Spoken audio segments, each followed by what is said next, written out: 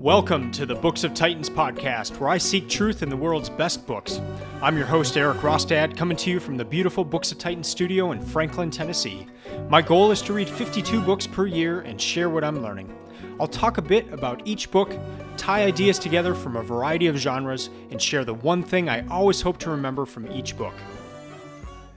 Today I'm going to cover Jack Hinson's One-Man War, a Civil War Sniper by Lieutenant Colonel Tom C. McKenney, United States Marine Corps. This is book 27 of 52 for my 2022 reading list. Well, this book read like a movie script. It is a true story of a Civil War sniper. Well, Jack Hinson is who the story is about, and he is a wealthy plantation owner near the Kentucky-Tennessee border. He is neutral. He does not want to get into sides in the Civil War. Even though he lives in the South, he wants to maintain that neutrality. He just wants to live his life and be on his farm. He's even friends with Union General Grant to some degree. I mean, they have correspondence, but he gets pulled into the war when Union soldiers, in kind of a mistaken identity type thing, kill two of Jack Hinson's sons. They are out on a hunt, and they get pulled in by the Union soldiers, shot, and then their bodies are mutilated. That causes Jack to lose his neutrality, obviously, and he goes all John Wick and seeks revenge. And he is a one-man revenge machine, and it ends up killing over 100 people with a sniper rifle. This is a custom-made 50 caliber rifle that he takes out. He's on bluffs, and he's overlooking a river, and there's this part of the river where the rapids are very strong, and so anybody going against those rapids, you almost just at a standstill. And so he's looking at these ships going on the river, and he looks for commanders, and he just takes them out with his rifle. And so it's a fascinating story. It's one of revenge. It's one of deep loss, deep pain amidst the Civil War. And so you're following one family in the midst of this enormous war. This may sound familiar. A lot of movie scripts are like this. A lot of other stories. For instance, the Odyssey or Braveheart, the Patriot, the Gladiator, the Count of Monte Cristo, and obviously John Wick. A lot of you just can't kind of keep thinking of these stories when you're reading this book. It was suggested by Joel Tomlin. He's the owner of Landmark Booksellers, and I'm a business manager there, and so this is a book that sells a lot, and it's a book that is recommended a lot.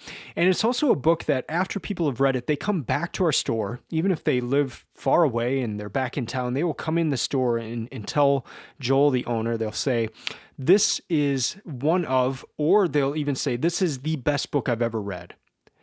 And so when I heard that, my ears perked up, and I said, I want to read this book. I want to see if it lives up to that hype of being the best book that someone has ever read. And I also want to learn more about this story, because it is a neat look into the South at the time. It's a neat look into one family during this war, and it's just a fascinating story in the telling in this book. So in this episode, I'm going to talk a little bit in this segment about the book and in the style of writing. In the second segment, I just want to go into some incredible details of the story, go into some of the uncomfortable parts of the book and that sort of thing. And then in segment 3, I will close out the episode, as I do all the episodes, by covering the one thing, my one key takeaway from this book, and the one thing that I'm still thinking about after having read it. So I did sneak this book in. I had another book on the list, and I took it off in order to put this one in, just because I wanted to read it. I wanted to see if it lived up to that hype. So this book is a true story, but the details of Jack Hinson are few and far between in actual life. And so I was reading some comments about this book, and some people were saying, this should actually be listed as historical fiction.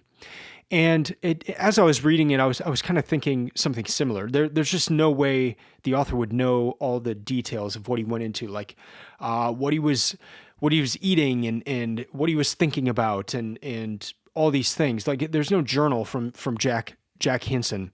So is it true? Is it historical fiction? What's the balance there? And I love thinking about these kind of things because it goes into how a story is told. And that ends up being really important. It ends up being really important for me as a reader because I'm more apt to remember a book if it is written in a certain way.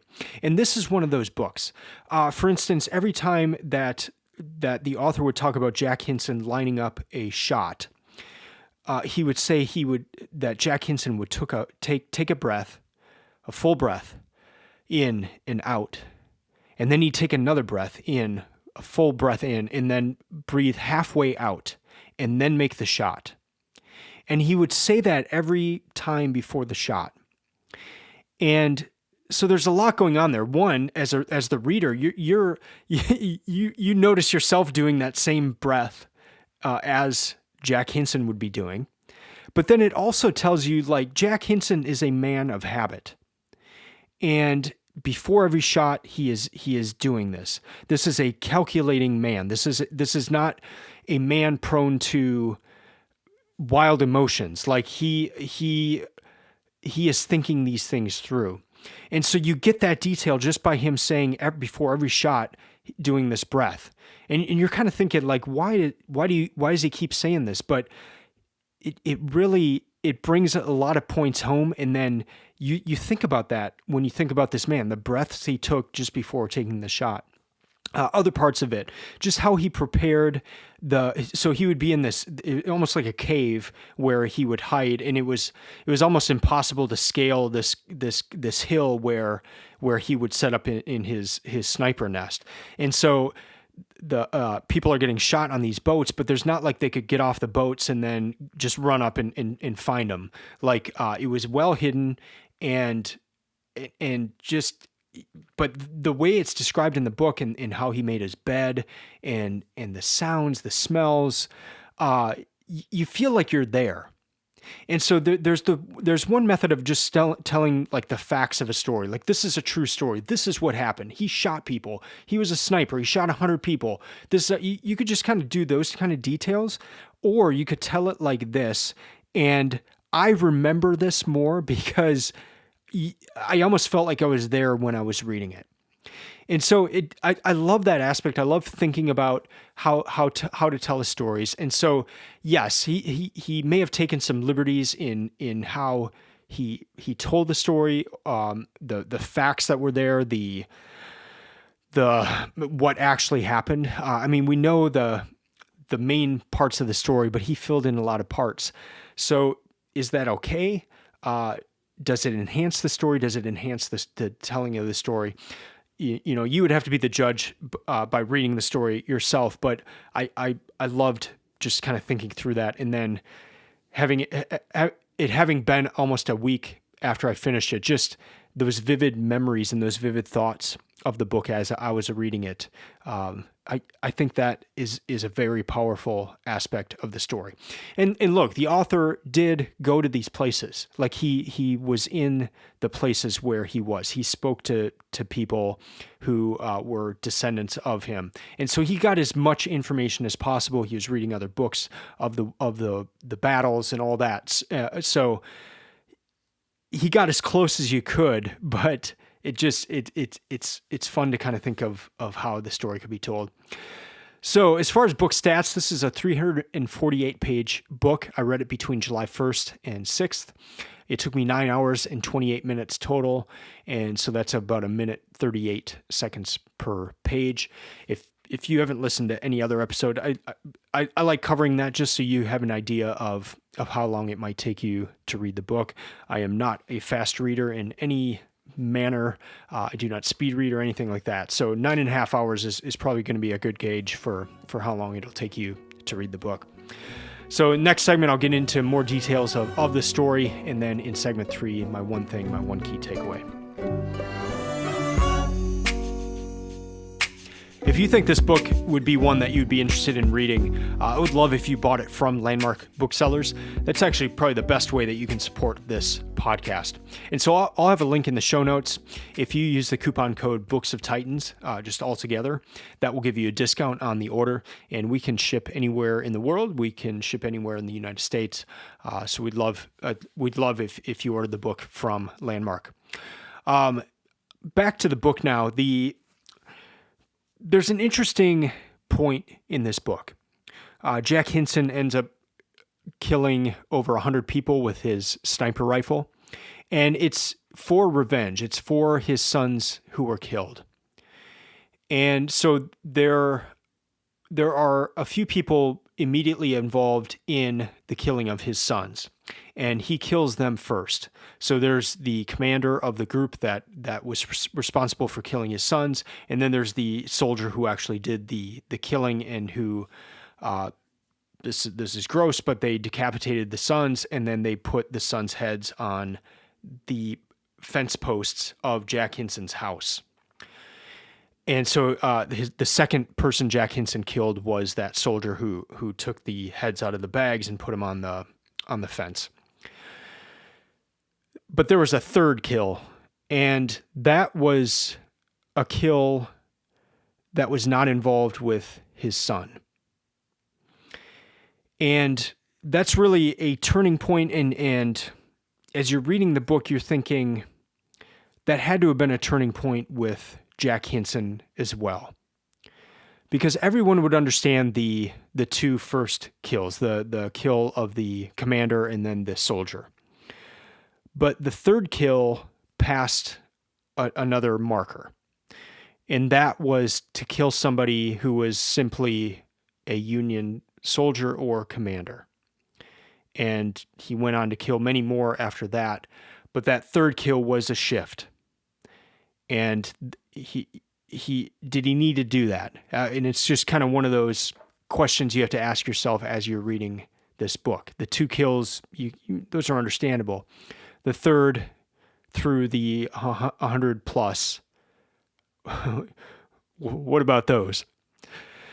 So that's just kind of there are a lot of uncomfortable parts to this book. I'll get into a few more of those in just a bit, but that was one of them. There's an incredible part of this book where so Jack Hinson he had different areas where he would take his shots from, but there was one in particular that was just well hidden, and he used it a lot.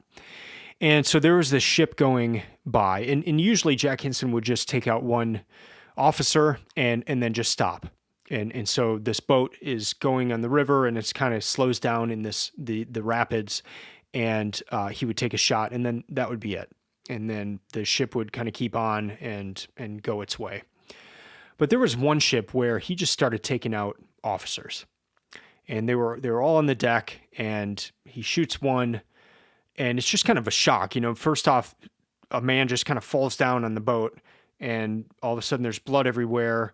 The man who shot is, just shocked. The person talking to him is shocked, and there's just kind of general shock as to what in the world just happened. Because the man falls before you hear the actual gun shot.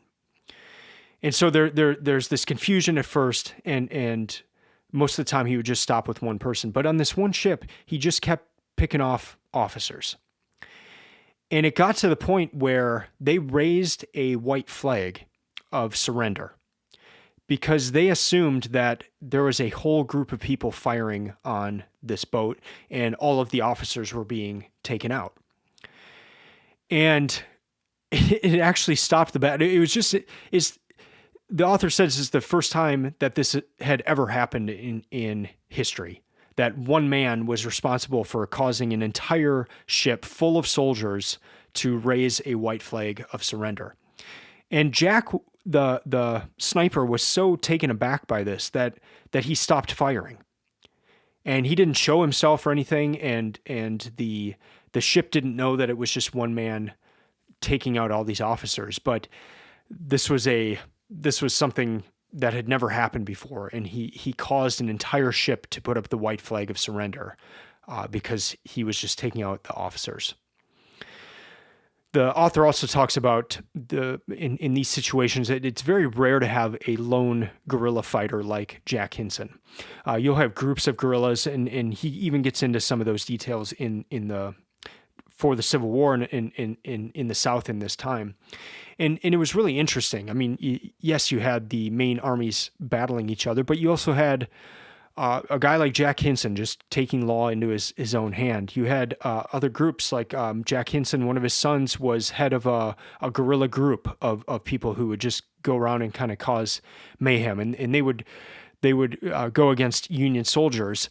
But there were also other guerrilla groups who would just kind of take advantage of the whole situation, and they would just rape and pillage and go around. And not just people from the South, but Union soldiers as well, or Union or people from the North would kind of form these groups and do the same thing. And it was just really interesting to read about that. I was at an event tonight for my daughter's school year coming up, and it was talking to a man who had two different stints in Iraq between 2005 and 2009, and he was telling me just these different groups of Iraqis that he would meet, and he would meet a warlord, and he's just kind of thinking, you know, what did this man do under Saddam? Like, what was his role under Saddam? Now he's a warlord. Now he's kind of his own man, and he fights where he wants to fight and does what he wants to do. There was also another Iraqi that they met with who they knew he was fighting against United States soldiers, but they could never pin him down exactly. But this man would invite them over for tea, and they would have tea with this man, knowing that he was also battling them as well. And so in this fog of war, it's not just one side against another. There's smaller groups within that. And it was just really interesting to read in this book about those different groups. But for also to read about Jack Hinson and for the author to say, you know, this is very rare to just have one man take the law into his hands like this, and then just to get away with that much killing and to never get caught. And there are parts where they talk about what was sent to capture him. And so let me read that. They know there's a sniper in this area, but they can never find him. But here's what they came against with him. Eventually, elements of 9 regiments would be sent against that one man and his deadly rifle.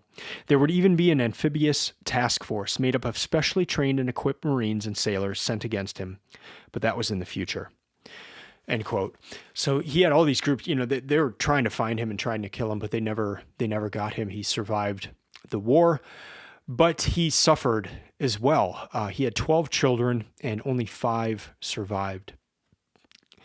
Just incredible story in all of that. The rifle, a man in Murfreesboro, Tennessee, actually owns this rifle of Jack Hinton. But after the war, Jack Hinson gave the rifle to Nathan Bedford Forrest. So I'm sure you've heard that name, but just kind of, again, just goes into this really interesting history of Jack Hinson and his one-man war. A few other things just uncomfortable in reading the book, and interesting and uncomfortable and just, you know, for further thought. Jack Hinson was a slave owner, and yet the children of Jack and the children of the slaves, they played together. They would have Christmas together. Jack freed his slaves in 1862, so 3 years before the end of the war.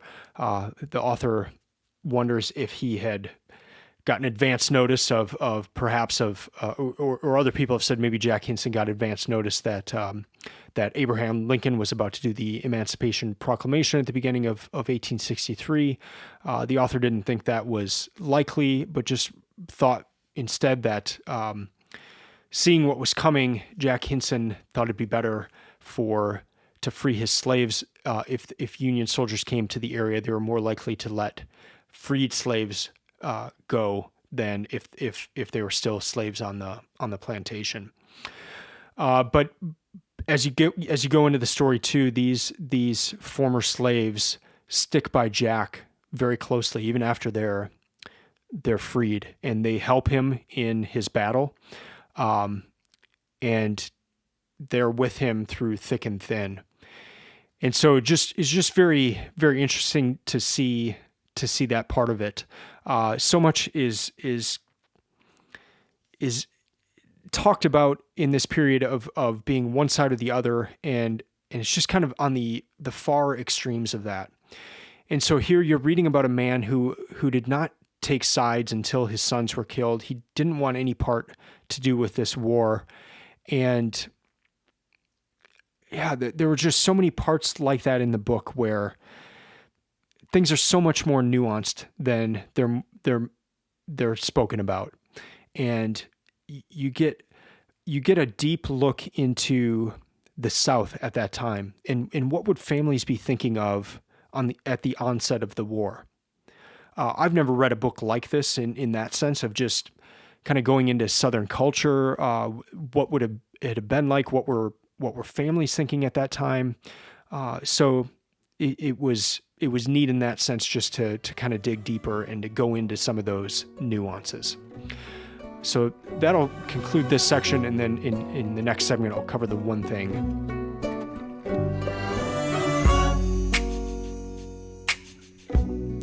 Well, I finished this book over a week ago, and the thing that sticks in my mind is the story and how Jack maintained his discipline.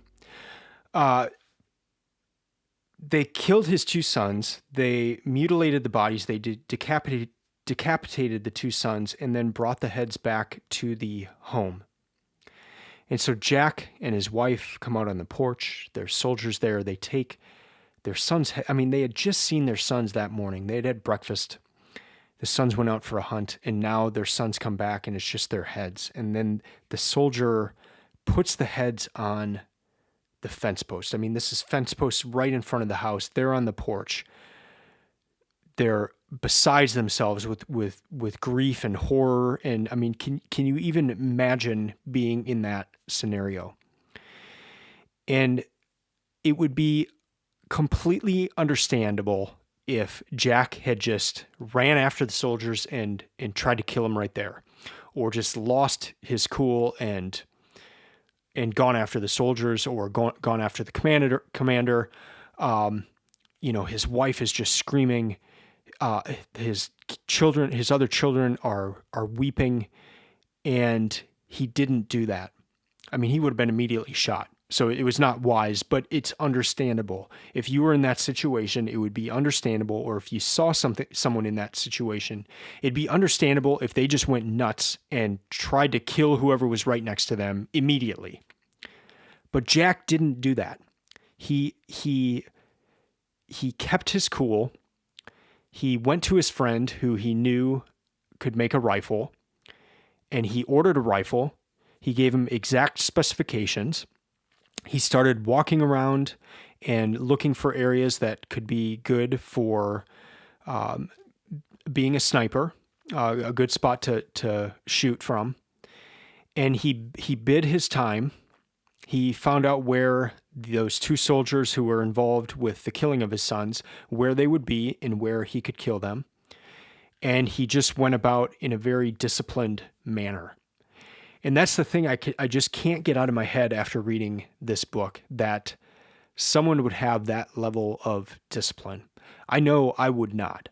I know I would be that guy just going crazy if I can't even imagine that scenario. And I just know that I would go crazy. And yet here's a man who doesn't go crazy, thinks things through, orders the rifle, does everything in this very disciplined manner, and ends up killing over 100 people. It's hard to fathom that, and it's the thing that I can't stop thinking about. Real quick, just into the book, the story's fascinating. The author did repeat himself, and repeated himself quite a bit, and even like page after page. So he would say one thing, and then the very next page would repeat that. And I just kept thinking, he could have used an editor that would have really helped this book. So that's really my only criticism. I thought for a while I would be critical of the fact that he took so many liberties in the story, and maybe it was more historical fiction. But having finished the book, I think those elements helped sear this story into my mind more than had it just been more of a retelling of the facts. So if you're interested in the Civil War, this is an incredible story. It's neat to read it in context of everything else that was going on at the time, and the author does a great job of that. You learn a lot about a grant in this book of Nathan Bedford Forrest, of the different battles in this particular area of the United States, and it's a really neat look. You see this family, you see the larger scale of everything, and just a fascinating way to consider the war. So if you're interested in the Civil War, you would really enjoy this book. If you're interested just in learning more of what would the Southern mentality have been like during the war, this is probably a good place to start. First thing to note is it's much more nuanced than you're likely to hear. And so this is a good place to start with that. That'll do it for this episode. Thank you for listening. I would love to hear from you if you have read this book, or and especially if you've gotten other things out of the book. You can follow Books of Titans on Instagram or Twitter at Books of Titans. You can also go to the website. I have a lot of information. I do reviews of each book and just have different blog posts and ways on that you can increase your reading and create a reading plan of your own. So I'll be back in a couple weeks to talk about another book from this year's reading list. Until then, keep listening, keep reading, and keep thinking. I'm out.